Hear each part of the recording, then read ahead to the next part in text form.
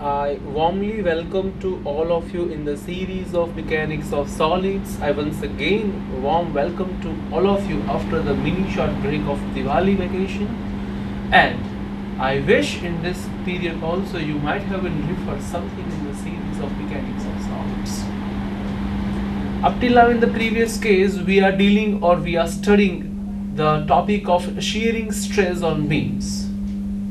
Let us revise what we learned right now and what is the today's objective of this session. We learned in the previous session about the introduction to shear stress, derivation of equation on shear stress.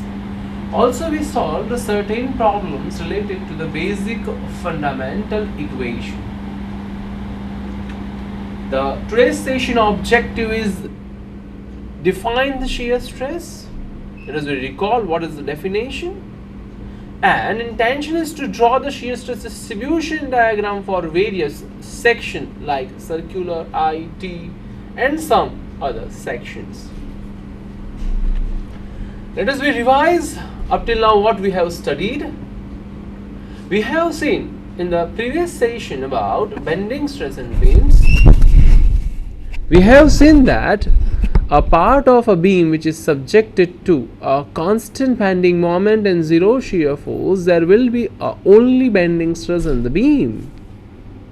The shear stress will be zero as shear force is zero. In actual practice, a beam is subjected to a bending moment which changes from section to section. Also, the shear force on the beam is not a zero, it's also varies from section to section. So we cannot ignore the contribution of shear force. So due to this shear forces, the beam subjected to the shear stresses, these shear stresses will be acting across transverse sections of the beam. These transverse shear stresses will produce the complementary horizontal shear stresses which will be acting on longitudinal layers of the beam. Hence, beam will also be subjected to the shear stresses.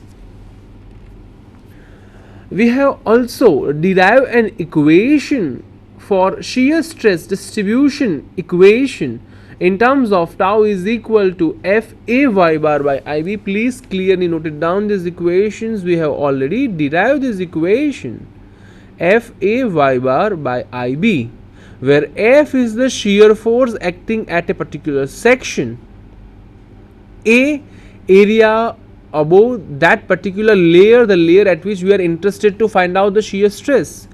Y bar is the distance of the CG of that particular area above the layer to the neutral axis.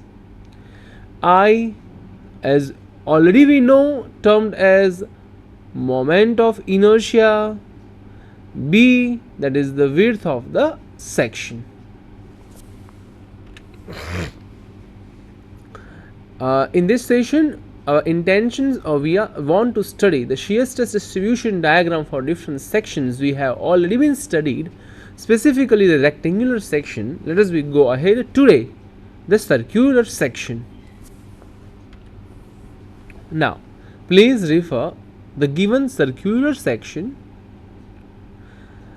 The circular section having a radius r, capital R. Let F is the shear force acting at that particular section. Our intention in this session is to obtain the shear stress distribution diagram along a circular section. So now for that, let us consider a level EF. Please refer this particular figure. This level EF at a distance y from neutral axis. So what is our intention? Our intention is to find out an equation for shear stress at a level EF. That is our first important derivatives that we want to do. Now The shear stress at any section is given by the basic fundamental equation tau is equal to F-A y bar by I-B. F value, which is known to us, which is given to us, that is the shear stress at particular section. A y bar in combined terms, A is the area at level EF, y bar is the distance from the CG of the area above level EF to the neutral axis. But if we combine this two term, A y bar, A is the area, y bar is the perpendicular distance, hence A y bar is the moment of the shaded area about the neutral axis. B, width of the beam at the level EF. I, as usual, moment of inertia of the whole section. Now consider a strip of thickness dy at distance y from the neutral axis. Consider a strip of thickness dy distance y from neutral axis, and let dA is the area of the strip. Then the dA is nothing but area is equal to width multiplied by thickness, b into dy. We already know from the previous figure, the b is nothing but this EF, the available width, that is the distance from point E to point F, that distance is known as b. So b into dy is equal to EF into dy. But we already know that EF is equal to twice into EB, as capital B is the central point. Referring the figure, it is twice EB into dy. Now what is this EB? Once again refer the previous one. If you are referring this EB, because we know the value R, we know the value Y, then EB is equal to, or in the sense we can say the rule of Pythagoras, EB square is equal to, or R square is equal to EB square plus Y square. So we can find out EB square is equal to R square minus Y square. So EB is equal to under root of R square minus Y square, and that value we had been kept over here, twice into under root of R square minus Y square into dy. Now moment of the whole shaded area dA about the neutral axis, and that is nothing but y into dA, because we want to find out the moment, is equal to y into twice under root of R square minus Y square into dy. So this is the moment of the whole shaded area dA about neutral axis. Now the moment of the whole shaded area about neutral axis is obtained by integrating the above equation between the limits 0 to R. Why we are integrating? Because we have taken just one layer EF. Now to take the whole shaded area about neutral axis means I want to take the whole this shaded area, then I have to integrate this an area from 0 to R. So the same thing over here, we have to integrate between limits 0 to R, hence AY bar is equal to minus I under root of 0 to R 2y under root of R square minus Y square into dy. Now minus 2y term is the differential of R square minus Y square. Hence the integration of above equation becomes as AY bar is equal to minus sign which is out of the bracket, R square minus Y square raised to 3 by 2 divide by 3 by 2 from Y to R. Why from Y to R? Because if you are referring the figure, we want to take the from this area to this area. I want to take the area for here. My covered section area is in this region. So my limits from Y to R I have to take care. So once again simplifying this, we can achieve Ay bar is equal to 2/3 bracket r square minus y square raised to 3 by 2.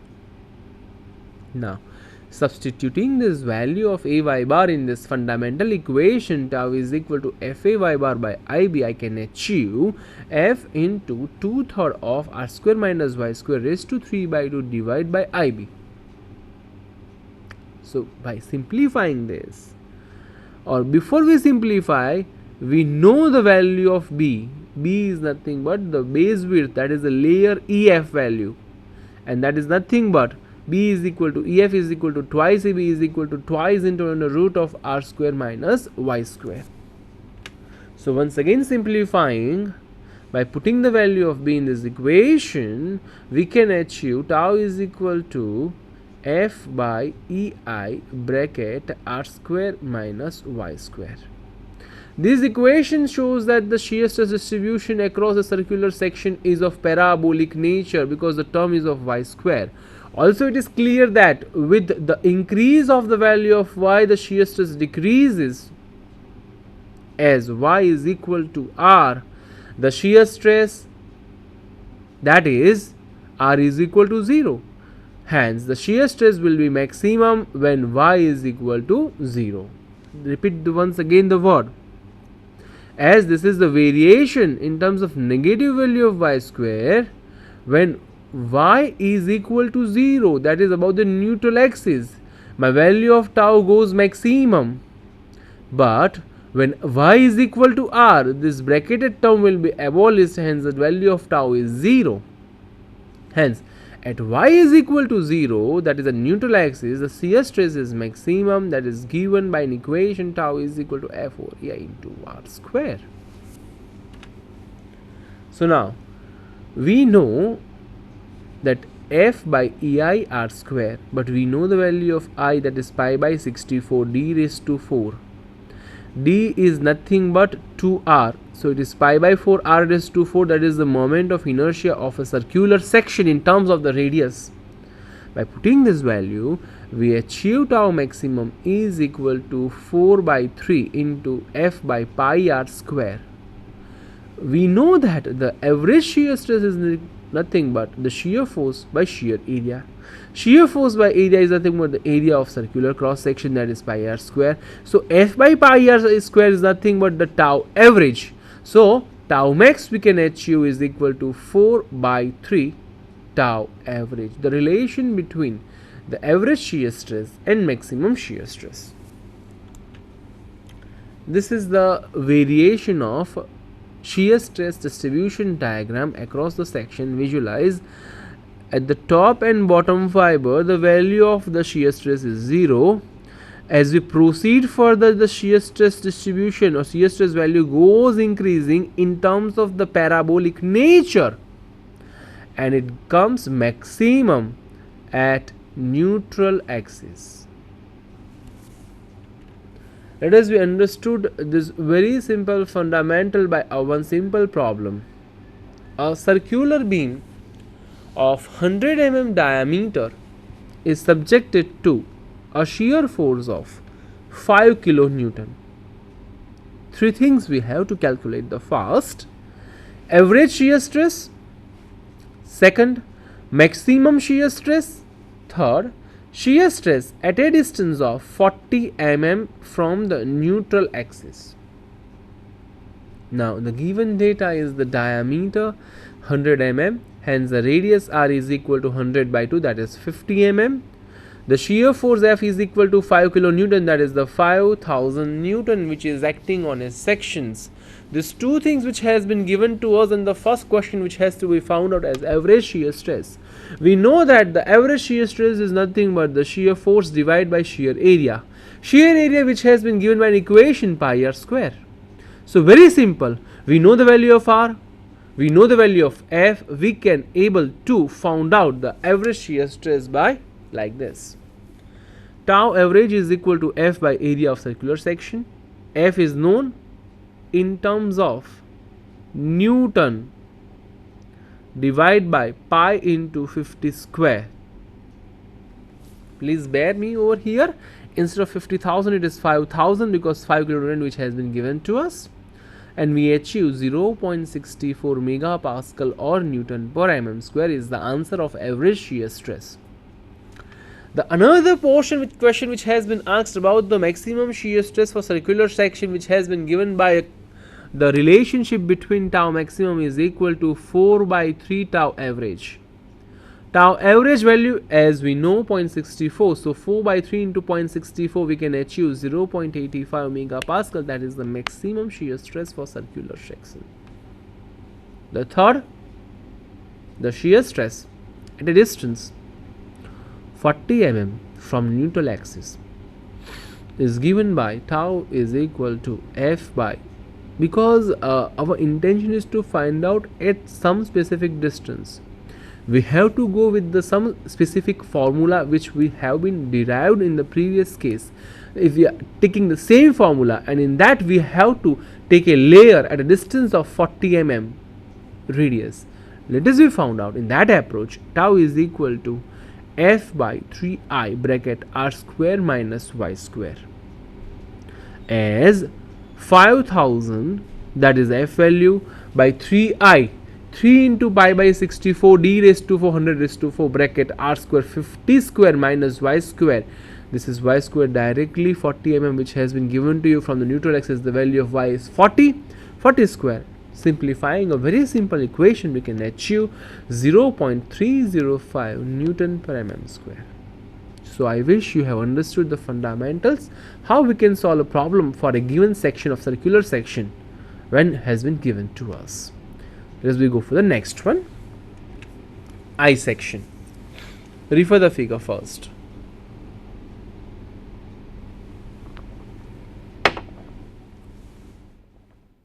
Here our aim is to derive the shear stress distribution diagram for an I section, specifically here the symmetrical I section which has been given to us, where B is the overall width of the section, refer, or we can say the flange width, because this portion is referred as flange. This is the top flange, this is my bottom flange, and the central portion referred as wave. Capital B is the width of a flange. Capital D is the total height of the I